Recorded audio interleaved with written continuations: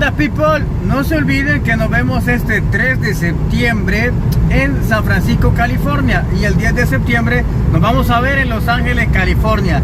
Así que esta entrevista que usted va a ver es algo épica y la hacemos con nuestro brother Carlos Rubio. Así que hay un pequeño error de las luces y voy a aparecer un miembro de los Simpsons, pero por lo demás, escúchela, que está espectacular. Así que te veo el 3 de septiembre en San Francisco, California, y el 10 de septiembre en la conferencia de Los Ángeles. Hasta pronto. ¿Cómo están, familia del conocimiento prohibido? Hoy tenemos a nuestro brother, recién lo acabo de conocer, Carlos Rubio. Ya hicimos una colaboración también. Y bueno, para los que no lo conozcan, pues se los presento ahora. Carlos Rubio, cuéntanos un poco, Carlos. Charlie, ¿a qué te dedicas, Charlie? ¿Qué tal, amigo? Pues para empezar te agradezco muchísimo la invitación. Actualmente estamos desarrollando contenido para en todos mis espacios. Me encuentran como Carlos Rubio Sobrenatural en TikTok, Facebook, YouTube, Instagram. Entonces estamos trabajando temas de estos que nos interesan tanto, ¿no? Misterios, ovnis. Me he estado especializando en demonología.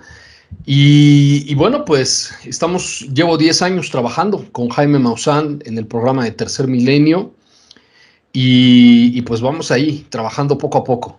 Como que con Jaime Maussan es la iniciación de todo investigador. Ahí sí. Tenemos Fernando Correa, Johanan y otros más. Sí, todos salimos de ahí, es digamos que la escuela. La escuela de Maussan, sí. Es correcto. Es así.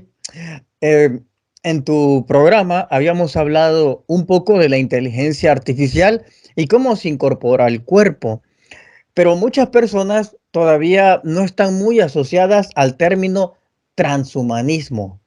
¿Qué deberíamos de entender como transhumanismo?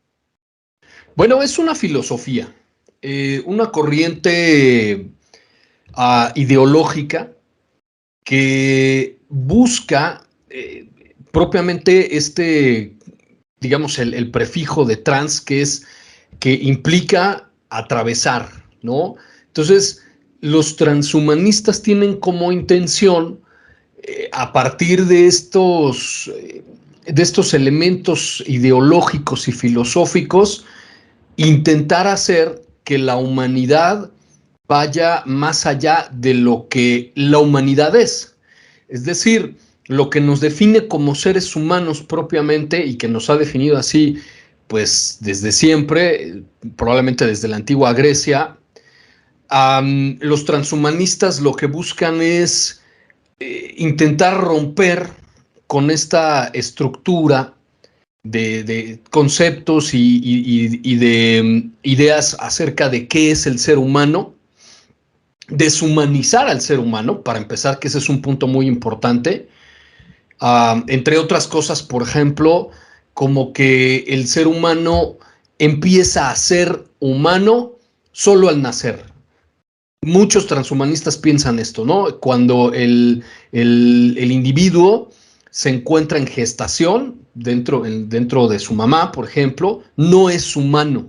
Entonces, la idea de los transhumanistas es deshumanizar a los individuos, a los seres humanos, con todas estas teorías e ideología, ¿no? Por ejemplo, también con la muerte asistida, la idea que tienen ellos es justamente eso, de que si una persona está en estado vegetal, por ejemplo, con muerte cerebral, entonces ya no es humano y tenemos la capacidad de desconectarlo porque ya no es un humano de acuerdo a ellos.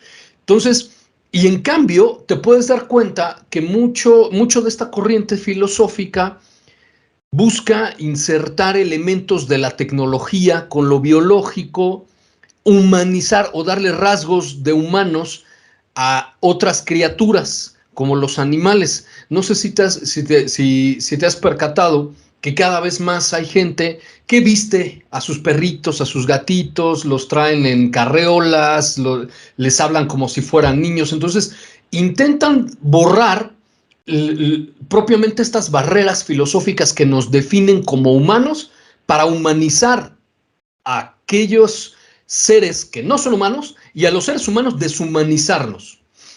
de tal manera que lo que busca el transhumanismo es más que una teoría de conspiración, brother, es toda una corriente filosófica que busca arrancar al ser humano de su propia naturaleza, desnaturalizarnos, si se puede decir así. Y entonces, bueno, ahí hay muchas vertientes, ¿no? Personas que se insertan, por ejemplo, algunos implantes tecnológicos, gente que ahora dice ser animales o se identifica como animales, o extraterrestres también. Hay gente que dice que se autodefine como un extraterrestre. Entonces, esta idea tiende a buscar que los conceptos que antes solían ser muy concretos de lo que nos definía como humanos, ya no es así. Ya es algo mucho más subjetivo, mucho más etéreo, más, vamos a decir, que las barreras se borran. Y la idea finalmente de esto es buscar trascender a nuestra especie a algo más, que todavía ni ellos saben qué es, ¿no? Ok, es interesante algunos aspectos. Por ejemplo, la primera, mientras tú no has nacido, estás dentro del proceso de gestación, no eres humano. Si estás en estado vegetal, no eres humano. Entonces quiere decir que los transhumanistas piensan que la conciencia es lo que te hace ser humano, o sea, mientras estás consciente. Ahora, aquí viene el punto del transhumanismo. También lo entendemos cuando empezamos a creer de que el transhumanismo tiene mucho que ver con colocarnos piezas ajenas a la biología. Es decir, Claro. ya ingresando en el campo de la robótica. Y aquí me surge una pregunta, y esto lo digo con todo respeto a los que usan prótesis, por supuesto. ¿En qué momento el ser humano empieza a deshumanizarse? Y en el momento en que empieza ya no a tener un brazo normal, por X o Y razón lo ha perdido, se le pone una prótesis robótica, es en ese momento que empieza a deshumanizarse, hablando en el cuerpo biológico. ¿O en qué momento pudiéramos decir, aquí ha comenzado esta persona a ser un transhumano? Sí, bueno, ahí como que no está muy claro, porque efectivamente tienes razón, prótesis ha habido siempre, ¿no? Dentaduras postizas, por ejemplo, tienen siglos existiendo. Mm, prótesis a las personas que perdieron, por ejemplo, una pierna o un brazo, cosas de ese estilo. Y hoy en día han avanzado mucho en ese aspecto. Ya se están desarrollando, por ejemplo, órganos artificiales que puedan ser implantados para sustituir a aquellas personas que necesitan un trasplante, ¿no? Hígado, corazón. Se ha estado avanzando mucho en ese sentido. Tengo yo entendido que incluso ya hay algunos experimentos de trasplantes, por ejemplo, en cerdos, que han sido exitosos. Entonces, es un paso más allá. Pero yo creo que no tanto tiene que ver específicamente con ese tipo de prótesis, sino más bien con prótesis, me atrevería a decir, porque al final de cuentas, creo, amigo, que estamos viviendo en un periodo extremadamente subjetivo. Algunos filósofos y sociólogos lo definen como la esquizofrenia social, porque ya nadie sabe quiénes somos. Es muy difícil que la persona se autodefina, o podemos cambiar de identidad a cada rato. Entonces, creo que más bien tiene que ver con eso, con que la persona se reconozca a sí misma como un transhumano, no solamente por tener una prótesis, pero se ha puesto de moda en las redes sociales incluso gente que se inserta prótesis o implantes que no son necesarios, como recuerdo haber visto a alguien que dice que se puso unas aletas aquí. En Barcelona, en España. Ajá, Transespecie, eso es la transespecie, exacto, donde él ya no se siente humano, se es siente correcto. perro.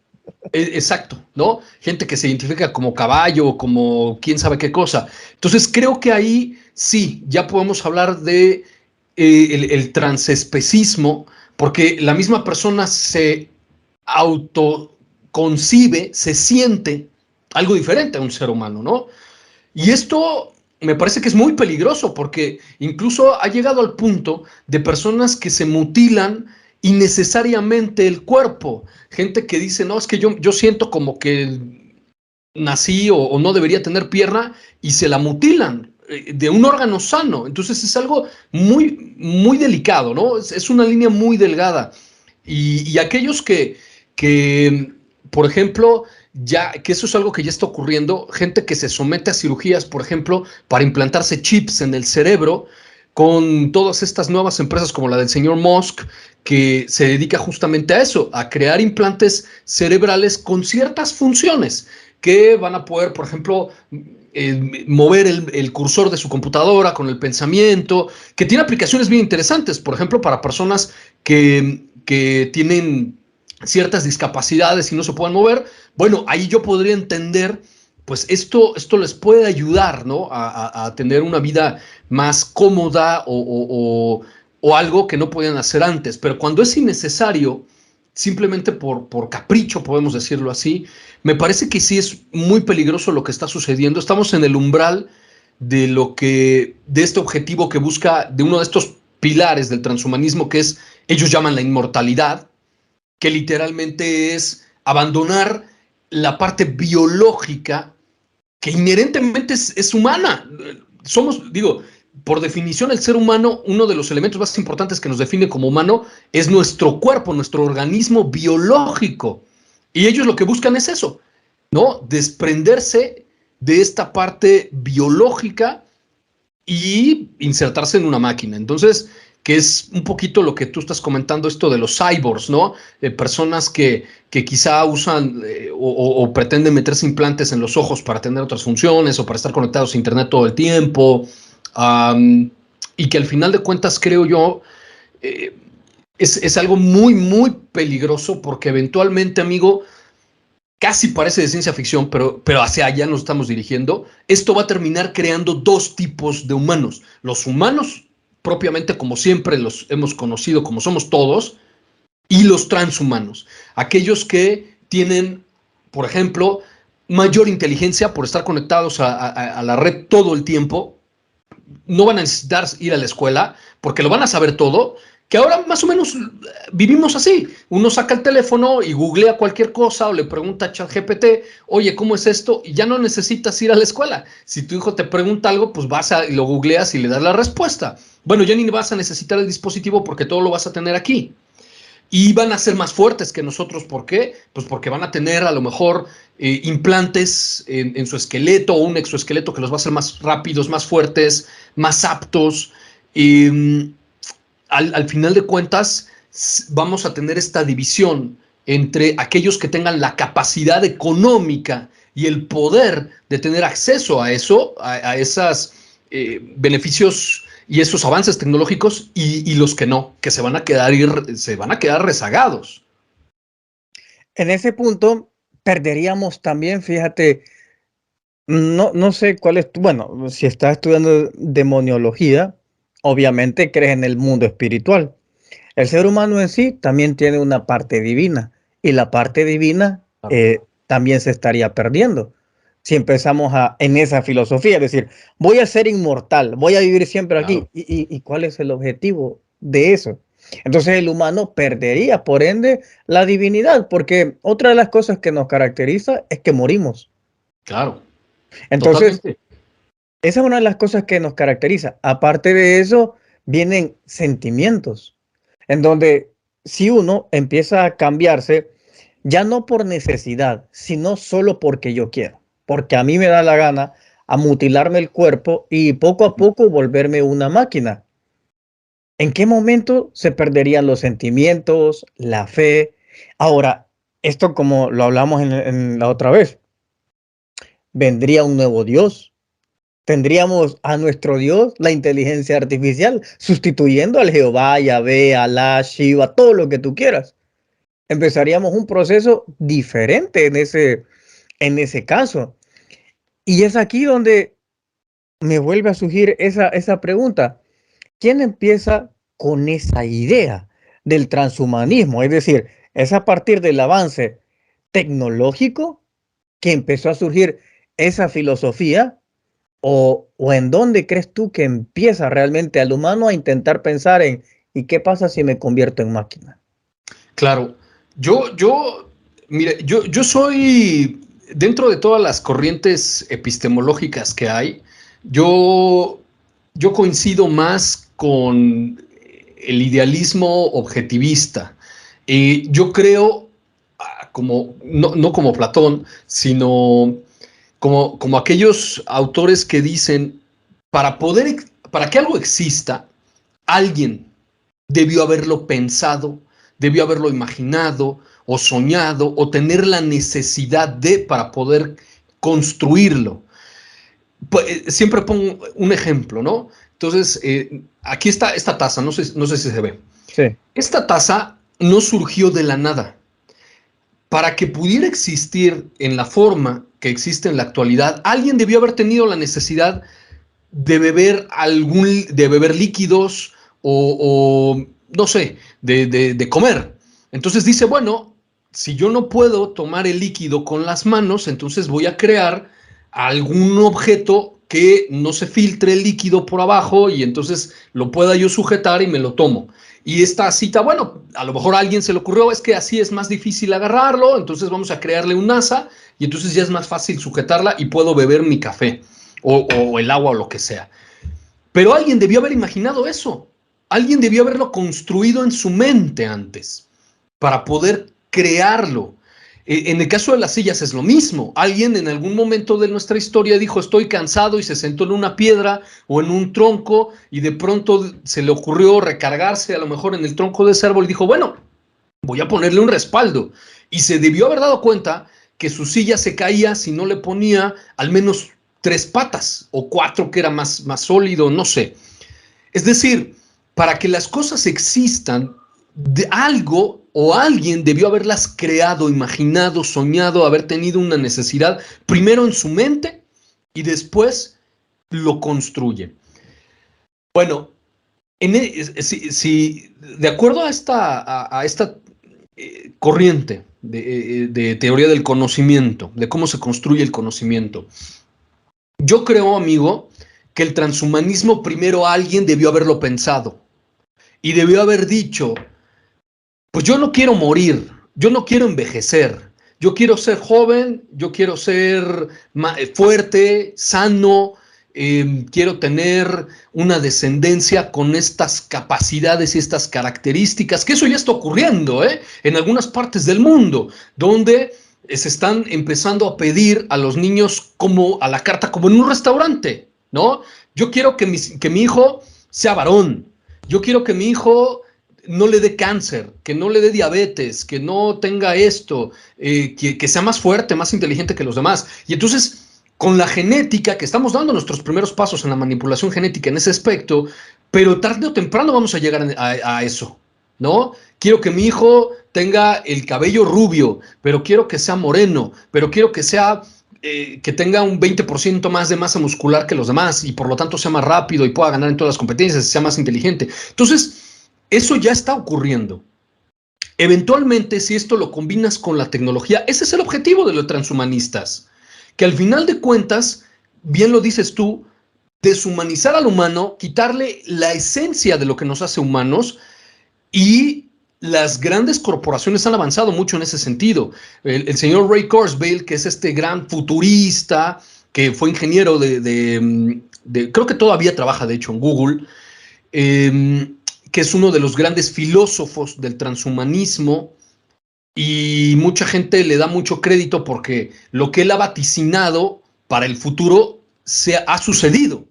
Es decir, no que haga predicciones así como mágicas, sino que más bien lo que el señor Kurzweil hace es prospectiva. Él dice, él se adelanta al futuro y construye un futuro y luego se va para atrás y dice, tenemos que llegar hacia allá. Y es lo que ha sucedido, ¿no? Con todas estas grandes corporaciones, el caso de Google, el caso de Facebook, que lo saben todo de nosotros, que nos escuchan todo el tiempo, que conocen nuestros gustos, nuestros deseos, que saben por tecnología GPS con el teléfono y con todos estos dispositivos dónde estamos todo el tiempo y por qué rutas vamos al trabajo y cuántas horas pasamos aquí y con quién platicamos. Todo eso lo saben.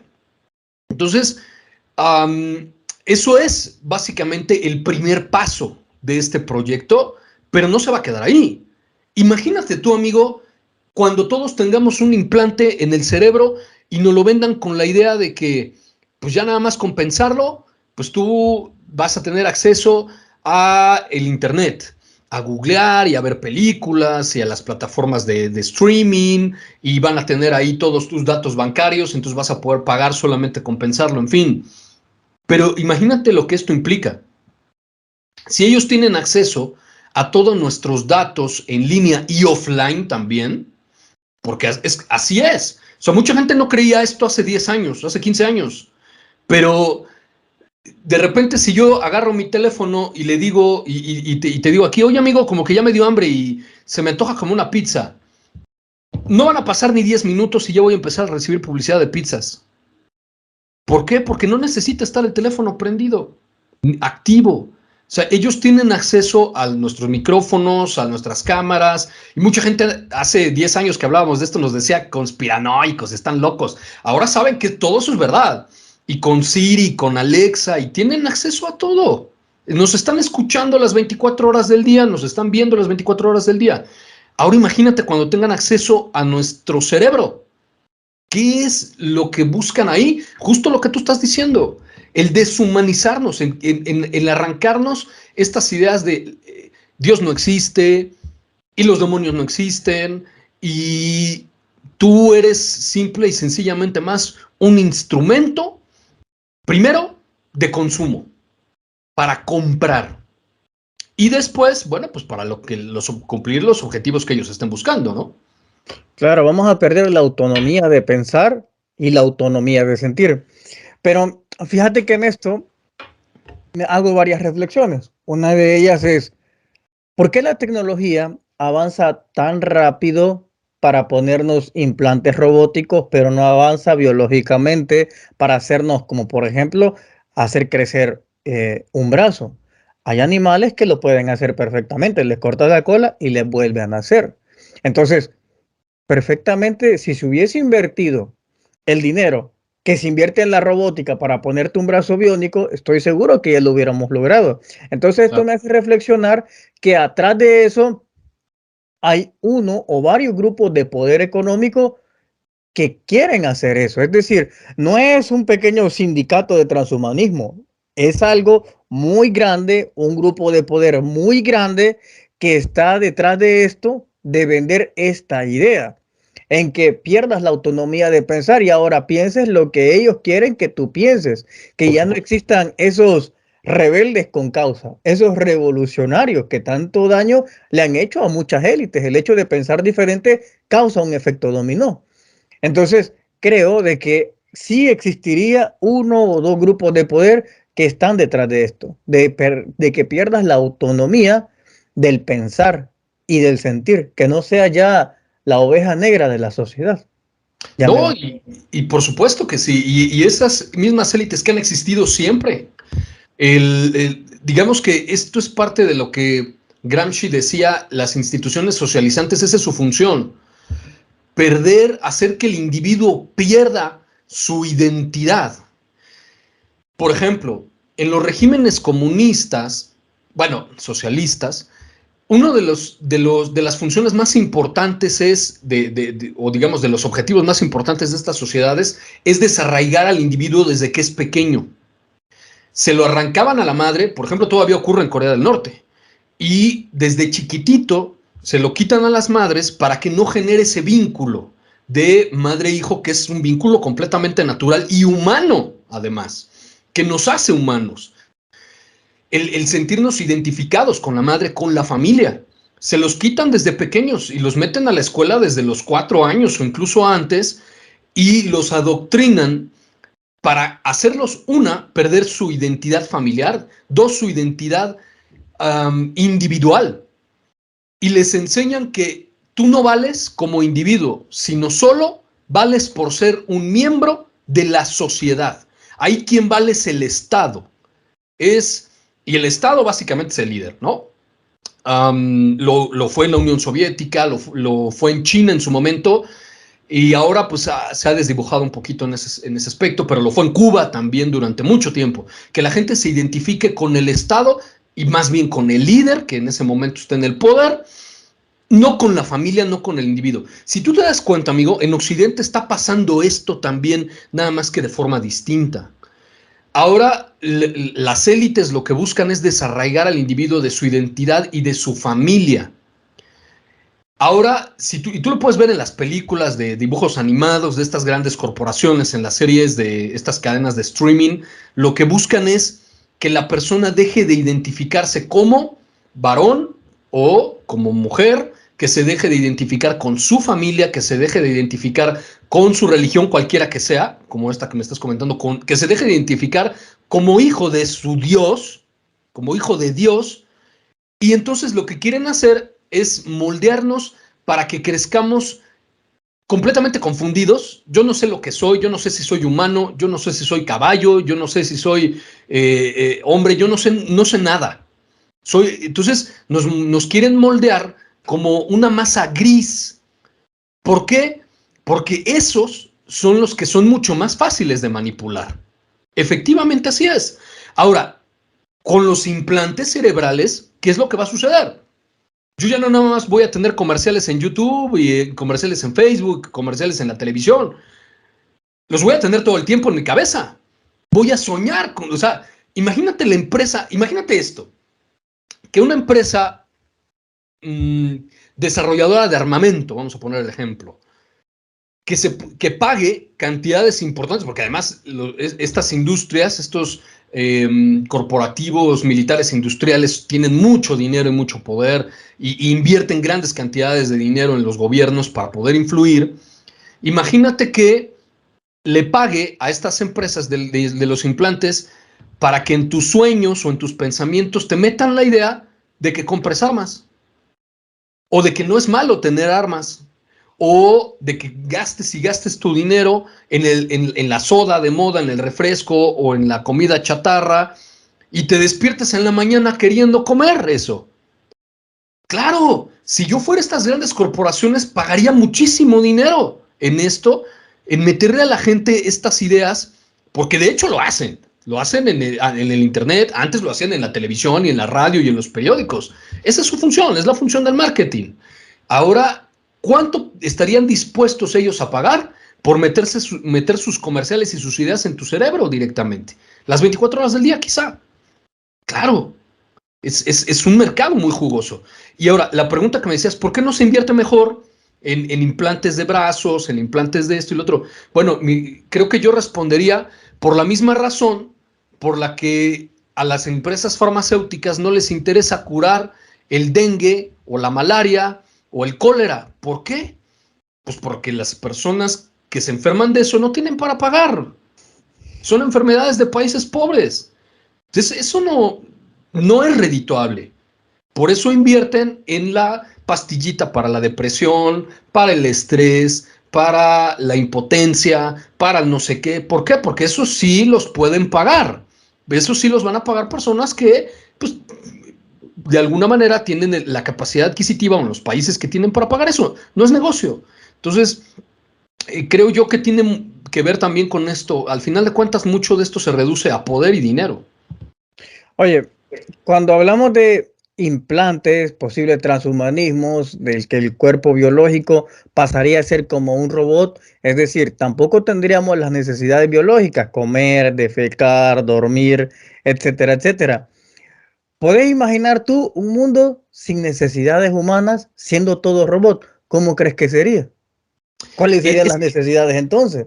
Sí, es que esto es bien interesante porque estas élites que tú estás haciendo referencia, por un lado, llevan décadas buscando la sistemática reducción de la población global. Si tú ves, por ejemplo, lo que desde finales del siglo XIX empiezan a surgir corrientes filosóficas que intentan meter forzadamente la teoría de la evolución de Darwin con las ciencias sociales, que es básicamente el darwinismo social. Muchos teóricos eugenésicos, que después eso se aplicó, por ejemplo, en la Alemania nazi, en otros regímenes totalitarios, como la propia Unión Soviética, obviamente en la Italia fascista, en el Japón imperialista, en fin, estas ideas, estas corrientes de pensamiento que decían nosotros somos mejores que los demás, nosotros somos superiores que los demás. Y eso ocurrió, tú lo debes saber perfectamente porque tú andas por allá, por esos lugares, amigo, en algunos países nórdicos, no recuerdo ahorita exactamente cuál, no voy a mencionar para no decir mentiras, pero uno de ellos, uno de los países nórdicos, tuvo todavía estas leyes eugenésicas hasta muy tarde, hasta por ahí de los años 70 u 80, en donde esterilizaban forzadamente a las personas que, por ejemplo, tenían ciertos desórdenes mentales, ¿no?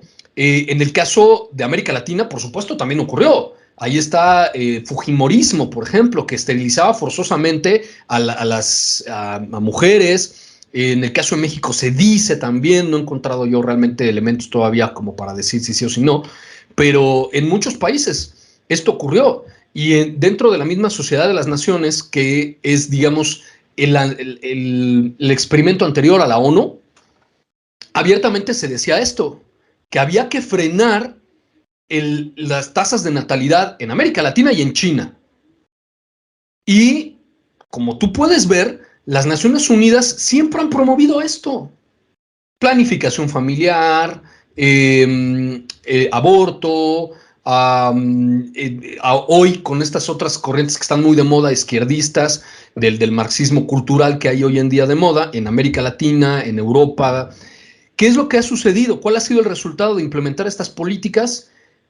Que las tasas de fertilidad han descendido muchísimo. Hoy tenemos, nunca en la historia se había registrado tal cantidad de esterilidad, por ejemplo, en varones. ¿Qué nos está haciendo estériles? No tengo la menor idea. Hay muchos que dicen que es la comida, que es la tecnología, que algo está sucediendo, pero nos está costando mucho trabajo tener hijos. Hoy en día también les metieron la idea desde muy pequeños a nuestras generaciones de que no debemos tener más hijos porque hay una sobrepoblación, porque se van a acabar los recursos naturales, porque ya no hay agua, porque el medio ambiente, que es esta corrientes ambientalistas, que se va a acabar el mundo.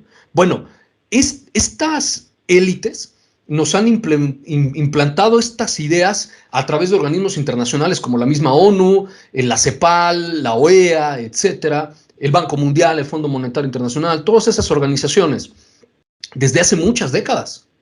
Entonces, a los gobiernos les dicen, para que yo te preste dinero tienes que implantar estas políticas en tu educación, tienes que forzar a la gente a hacer esto o meterlo en los medios de comunicación, etcétera, etcétera. Entonces eso ya lo han hecho. Es un plan que viene haciéndose por mucho tiempo.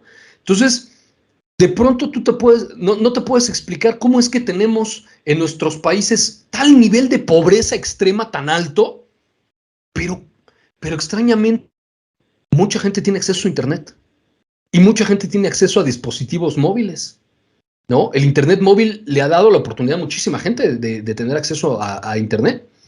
O sea, es algo casi paradójico. No, tenemos mucha gente que no tiene para comer, pero sí tenemos acceso a la tecnología. Entonces, algo ahí está sucediendo. Que antenas satelitales, en casas de lámina, antenas satelitales he visto.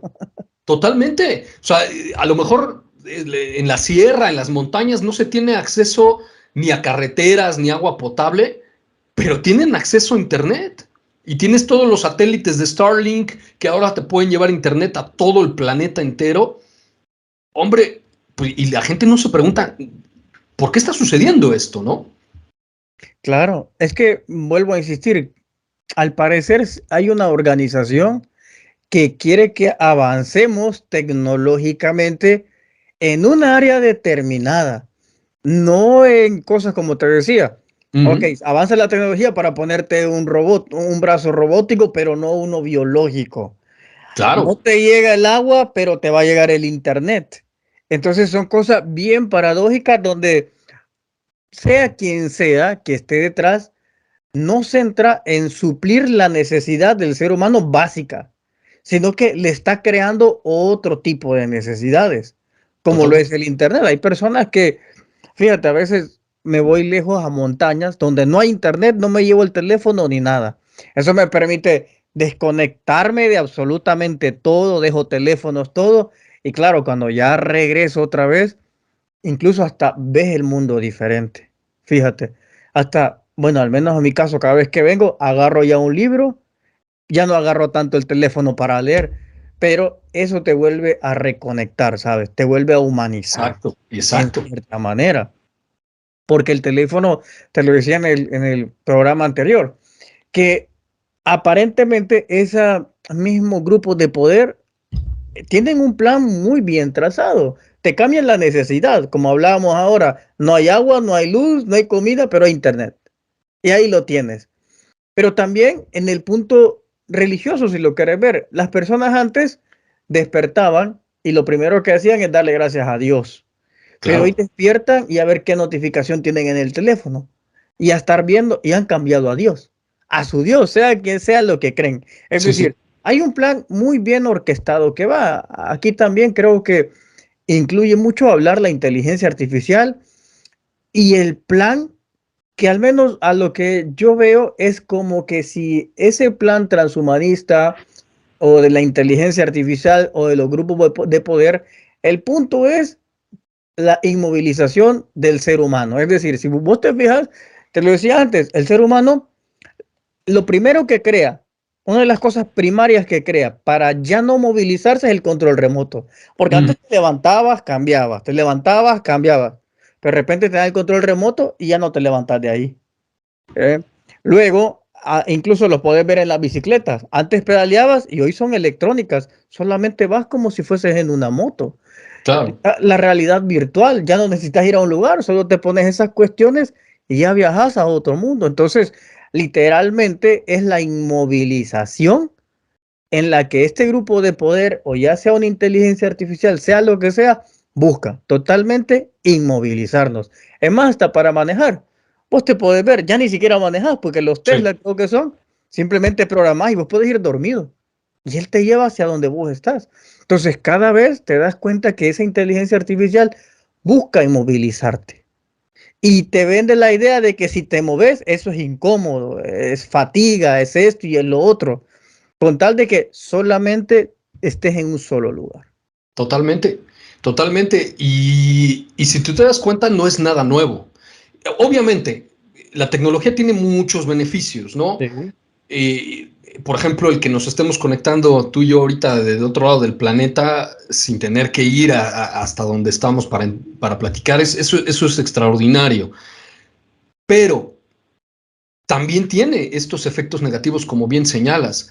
El problema que yo veo aquí de estas generaciones de la cual obviamente formamos parte, es que es lo que tú estás comentando. Dejamos de hacer lo que propiamente nos hace humanos para terminar estar pegados a una pantalla. Eh, el caso que decías del control remoto y eso es muy importante porque, por ejemplo, lo que sucede, que yo creo, lo que sucede es que ahora tenemos mucho más tiempo libre producto del desarrollo tecnológico. Antes, por ejemplo, en el caso de mi abuelita, todavía le tocó a ella ir a lavar al río. Entonces, era perder todo el día, ¿no? Llevaba sus cargas de ropa en el burrito, llegaba al río y pum, ahí se ponía a lavar y luego a atender todo. Era todo un día de trabajo. Hoy en día, simplemente metes tu ropa en la lavadora, aprietas unos botones y se acabó. Regresas y listo, ¿no? Y ahora las secadoras también, entonces lo único que tienes que hacer es doblar y al rato ya ni vas a necesitar hacer eso porque seguro alguna otra tecnología va a surgir. Entonces, con todo este tiempo libre que tenemos, ¿qué es lo que termina sucediendo? Lo que tú dices, nos sentamos o nos acostamos a perder el tiempo. No pensamos, no leemos. Ellos son los que nos dicen qué es lo que tenemos que ver, qué es lo que tenemos que pensar, qué es lo que nos debe de gustar y qué no debemos, qué es lo que no nos debe de gustar. Entonces, al final de cuentas, podemos estar sentados viendo una de estas plataformas en streaming 8 horas seguidos. Yo conozco gente que se avienta toda una temporada de una serie en una sola sentada. ¿Cuál es el efecto de esto? Y lo vemos desde hace décadas. ¿Qué es lo que estás tú señalando? La inmovilidad nos enferma. Entonces, si estamos sentados, tenemos obesidad, tenemos problemas cardíacos. Hoy en día tenemos más cáncer que nunca antes en la historia de nuestra especie. Nos estamos enfermando. Y ahí está el punto. Si la parte biológica se enferma, se envejece, se muere, entonces nos sirve y debemos desecharlo. Si la parte espiritual me estorba, no ayuda a mis objetivos, entonces lo tenemos que hacer bolita y tirarlo al cesto de la basura, deshacernos de él, y entonces solo nos quedamos con lo que les interesa a ellos, ¿no? Que es esta parte intelectual, esta parte pues medio racional de los seres humanos, que esa sí la podemos moldear, que esa sí la podemos adaptar, que esa sí los podemos convencer, manipular y al final de cuentas controlar, porque es lo que tú decías. Bueno, ahorita los medios de comunicación, las redes, de alguna manera influyen. A lo mejor no determinan nuestros deseos, nuestros intereses, pero influyen. Pero el día de mañana, que tú tengas a las personas no caminando en la calle o corriendo, sino las tengas en un software, que de aquí como a esas personas que les gusta hablar de la Matrix, si los tienes encerrados y en un software, pues lo único que tienes que hacer es programar ese software y listo. Ya no tienen mayor voluntad, más que van a reproducir y hacer lo que tú quieres que hagan. Exacto. Bueno, Carlos Rubio, la verdad que me gustó mucho este programa. Espero que en otra ocasión hablemos de los entes demoníacos. Fíjate. Claro, amigo, cuando quieras. De hecho, fíjate que tengo un amigo precisamente que también hace eso. ¿Sabías que dan cursos en el Vaticano de eso? Sí, claro. Sí, allá los dan. Así Sí, que... de hecho ya en otras partes desafortunadamente todavía no lo abren para todo el público. Yo creo que lo deberían abrir, pero hace poco, creo que un mes o 2 meses, hicieron un curso de demonología aquí en México, por la Arquidiócesis Primada de México, pero solamente invitaron a exorcistas, a sacerdotes. Entonces, tienen que abrirlo, porque esto es una realidad que justamente vuelvo a repetir. Hay grupos de interés que no quieren que tú sepas esto. Entonces, desafortunadamente va avanzando muy poco a poco, pero creo que en ese sentido el Papa Francisco ha avanzado mucho. Es de hecho, creo yo, que yo recuerde, el Papa que más ha hablado del demonio y de su influencia y de cómo trabaja y cómo hay que combatirlo. Pero, en fin, sigue habiendo muchos grupos de interés ahí metidos. Sí, bueno, entonces va a ser interesante que hablemos en una próxima de esto, ¿viste? Y bueno, amigos, pueden buscar y encontrar a Carlos Rubio en tus redes sociales. ¿Cómo son? Claro, amigo, muchas gracias. Me encuentran como Carlos Rubio Sobrenatural en Facebook, en TikTok, en Instagram, en YouTube y @Prof. Carlos Rubio en Twitter. Perfecto. Bueno, brothers, así que ya saben, seguirlo, y si quieren que toquemos otro tema con él, ahí me dejan abajo escrito. Cuídense mucho.